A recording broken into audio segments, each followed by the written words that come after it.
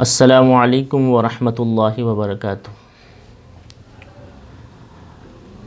نحمدہ ونصلی علی رسولہ الکریم، اما بعد، فاعوذ باللہ من الشیطان الرجیم، بسم اللہ الرحمن الرحیم۔ من قتل نفسا بغیر نفس او فساد فی الارض فکأنما قتل الناس جميعا۔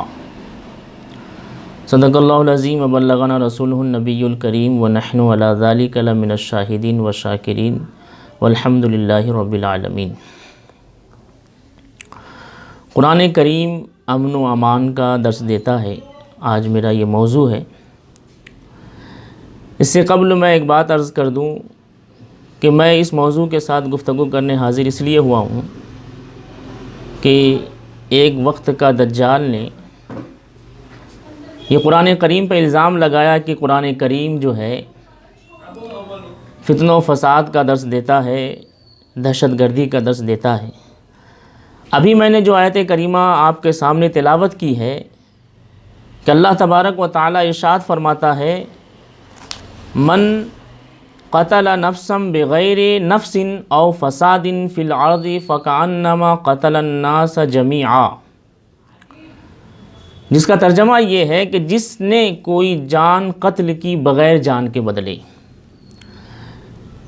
یا زمین میں فساد کیا تو گویا اس نے سب لوگوں کو قتل کیا، اور جس نے ایک جان کو بچایا تو گویا کہ اس نے سب جان کو بچایا۔ اب اس آیت مقدسہ پہ غور کریں کہ اللہ تبارک و تعالیٰ یہ ارشاد فرما رہا ہے کہ اگر کس نے بغیر کسی جان کے بدلے، یعنی اسلام میں یہ ہے کہ جان کے بدلے جان لی جائے گی، اگر کسی نے عمدن کسی کا قتل کر دیا تو اس قتل کے بدلے یہ ہے کہ اس کا بھی قتل کیا جائے گا۔ لیکن اللہ فرماتا ہے کہ اگر کسی نے بغیر کسی جان کے بدلے کسی کا قتل کیا تو، اور یا اس نے زمین میں فساد مچائی تو گویا کہ اس نے جو ہے بہت بڑا جرم کیا، اور اگر کسی کی جان بچا لی تو اللہ فرماتا ہے کسی ایک کو بچا لیا تو گویا کہ اس نے پوری آبادی کو بچا لیا۔ یہ قرآن درس دیتا ہے، پھر بھی کچھ کم علم قرآن پہ یہ اعتراض کر رہے ہیں کہ قرآن دہشت گردی کا تعلیم دیتا ہے، قرآن کی یہ آیتیں ایسی تعلیم دیتی ہے۔ ذرا غور کریں کہ یہ وہ مقدس کتاب ہے کہ جس نے سب سے پہلے عورتوں کے تحفظ کی بات کی، جس نے سب سے پہلے عورتوں کی حمایت کی بات کی، جس نے سب سے پہلے عورتوں کے میراث دینے کی بات کی، جس نے سب سے پہلے زانیوں اور زانی کی سزا مقرر کی۔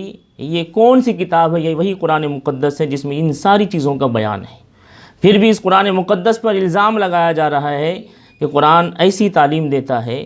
یقین جانیں اگر زانیوں کو سزا دینی ہو تو جو قانون اور جو سزا قرآن نے مقرر کی ہے، اگر اس قانون کو لاگو کر دیا جائے تو یقین جانیں دھیرے دھیرے پوری دنیا سے یہ بیماری اور یہ جو ہے زنا ختم ہو جائے گا۔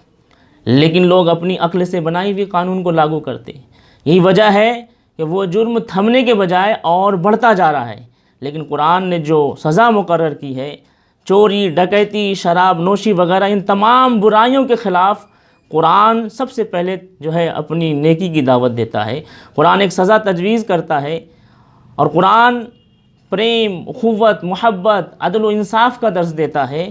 اب ذرا اسی آیت مقدسہ پہ غور کریں۔ اللہ نے فرمایا کہ جس نے ومن احیا فکان احیا الناس جميعا، کہ جس نے کسی ایک جان کو بچایا تو یقین جانے اس نے پوری جان کو بچایا۔ اب کسی ایک جان کو کیسے بچایا جائے؟ اگر کسی نے کسی پیاسے کو پیاس بجھا کے بچایا اس کی جان کو، کسی بھوکے کو کھانا کھلا کے بچایا، تو یقین جانے اس کا یہ بچانا کسی ایک فرد کو پوری آبادی کو بچانے کے مصداق ٹھہرتا ہے۔ یہ سارا درس اور یہ ساری جو ہے رحم دلی کا مظاہرہ کرنے کا قرآن حکم دیتا ہے۔ قرآن کریم واضح انداز میں ارشاد فرما رہا ہے کہ اگر کسی کو ناحق اور ناقصور عمدن قتل کرنا اتنا بڑا سنگین اور جرم ہے کہ تمام انسان کو قتل کرنے کے برابر ہے۔ کسی ایک فرد کا قتل کرنا تمام انسان کو قتل کرنے کے برابر قرآن قرار دے رہا ہے۔ اور اگر کسی ظالم اور قاتل کے چنگل سے کسی کو بچا لیا جائے تو قرآن اس کے تعلق سے کہتا ہے کہ کسی ایک کو بچایا جائے تو اس نے گویا کہ پوری انسانیت کو بچایا۔ آپ اندازہ لگائیں، ذرا غور کرو نادانو، کہ تم قرآن کریم پر دہشت گردی کی تعلیم کا الزام لگاتے ہو۔ قرآن کریم ہی ایک ایسی کتاب ہے جو امن و محبت کا درس دیتا ہے، قرآن کریم ہی ایک ایسی کتاب ہے جو بھائی چارگی کا درس دیتا ہے۔ اس کے علاوہ کوئی ایسی کتاب نہیں جو بھائی چارگی اور امن و محبت کا درس دیتا ہو۔ قرآن مقدس یقین جانو ایک ایسی کتاب ہے کہ نبی اکرم صلی اللہ تعالی وسلم نے، جس نے یہ ہمیں تعلیم دی کہ قرآن ایک ایسی کتاب ہے کہ جس میں کوئی شک و شبہ نہیں ہے۔ اب اگر کوئی شک و شبہ کرتا ہے قرآن مقدس پر تو گویا کہ وہ اپنے آپ کو شک و شبہات میں ڈالتا ہے، کیونکہ قرآن نے یہ واضح انداز کیا اور کہا کہ قرآن جو ہے یہ ہدایت ہے متقیوں کے لیے۔ اب ظاہر سی بات ہے جو شخص قرآن میں شک و شبہ کرے تو وہ پھر متقی و پرہیزگار نہیں ہو سکتا ہے۔ جب وہ متقی و پرہیزگار نہیں تو پھر قرآن ایسے شخص کے لیے جو ہے ہدایت نہیں ہے۔ ذرا دیکھیں کہ پیغمبر اسلام صلی اللہ علیہ وسلم نے بھوکی پیاسی بلی اور کتے کی جان بچانے والوں کو جنت کی بشارت دی ہے، اور ان کو بھوکا پیاسا رکھ کر مار ڈالنے والوں کو جہنم کی وعید سنائی ہے۔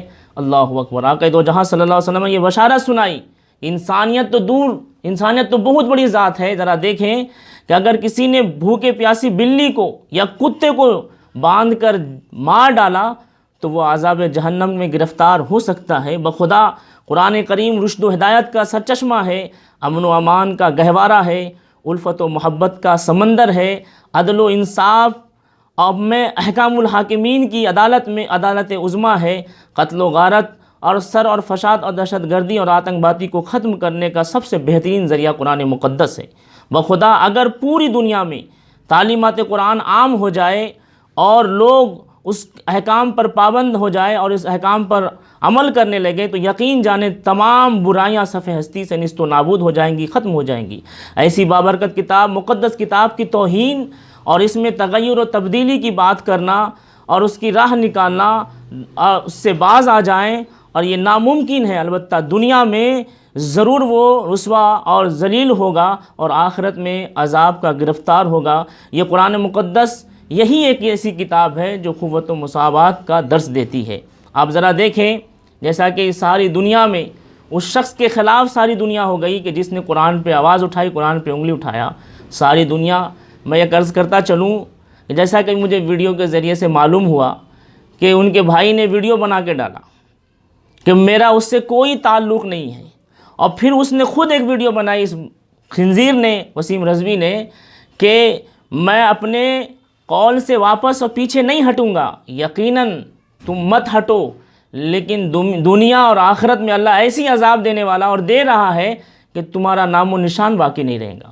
آپ دیکھیں ذرا، اس نے ویڈیو بنائی، اس ویڈیو میں اس نے یہ کہا کہ میرے بھائی مجھ کو چھوڑتے ہیں تو چھوڑ دے، میری بیوی مجھ کو چھوڑتی تو چھوڑ دے، میری اولاد مجھ کو چھوڑتی تو چھوڑ دے، اس طریقے سے کہا۔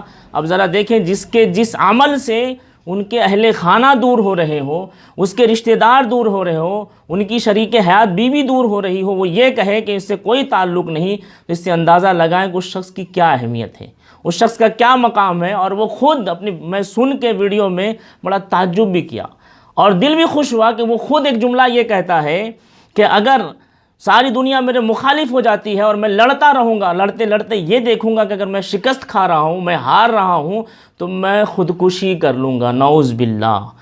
ارے نادان، تمہیں معلوم ہونا چاہیے کہ خودکشی کی موت حرام ہے۔